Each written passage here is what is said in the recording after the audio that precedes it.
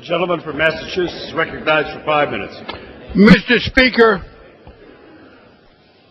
never has the willingness of the minority to abuse the process for purely political ends been clearer than today.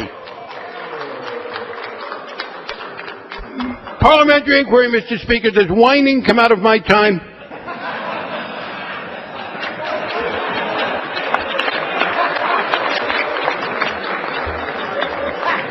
Mr. Speaker, this bill was voted on in committee in a multi-day markup. A number of amendments were offered and debated. One amendment, offered by the gentleman from Connecticut, Mr. Shays, aimed directly at this point, and the language was accepted by us and is in the bill. And it says that nothing in here shall create a new fiduciary duty. And it was intended to achieve exactly what we are now told this is sought to achieve. If members genuinely thought it was inadequate, they had the rest of the markup to try to amend it. And we are here under an open rule. If the members thought that the bill that we had voted on and which they had every chance to amend needed further amendment, the democratic procedure, the procedure that shows respect for the process, would have been to file an amendment. Had been an amendment, we could have debated it for more than 5 minutes. We could even have read it for more than 2. This was delivered to me about 2 minutes before we started. I am not one of the more modest members of the body, I concede, but I do not credit myself with being on my own, off the top of my head, not having practiced law ever except for the fact that I remember the bar. I'm not able fully to analyze this. It might be something very useful. And people who are genuinely interested in adding it to the bill could have offered it in committee. They could have offered it under the open rule. We could have debated it. We have had a large number of roll calls. We just had 7 roll calls.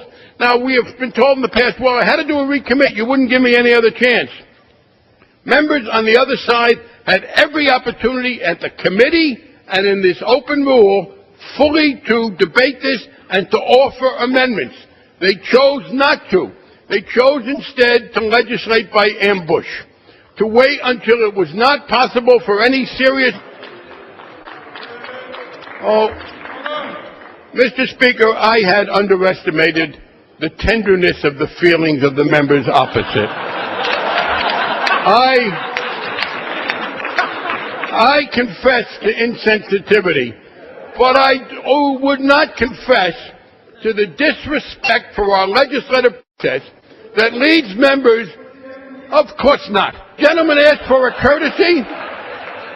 Had the gentleman offered this in committee, I would have been glad to have a dialogue with him. Had he seriously wanted this amendment and offered it during the floor, we could have talked about it. But to wait until the last minute when we can't read it, to refuse to take advantage of an open rule, to refuse to offer it committee, and now to ask me to yield to you? Of course not. Now, I will want to emphasize again, this may or may not be good. I will guarantee the members here, we'll look at this. We have a way to go on this bill. It has to go to the Senate. If, in fact, we need further to tighten the language, and it was the gentleman from Connecticut, Mr. Shays, is a member that we adopted that sought to do this. If the gentleman from Florida is right, Mr. Shays was inadequate. If the gentleman from Florida was right, Mr. Shays' amendment doesn't do the job. We will analyze it seriously. But I urge members, do not, on a serious legal issue, when we have had 2 minutes to look at a complex legal principle, vote to put it into a bill when the members advocating it deliberately refuse to subject it to an open democratic process. I hope this is repudiated.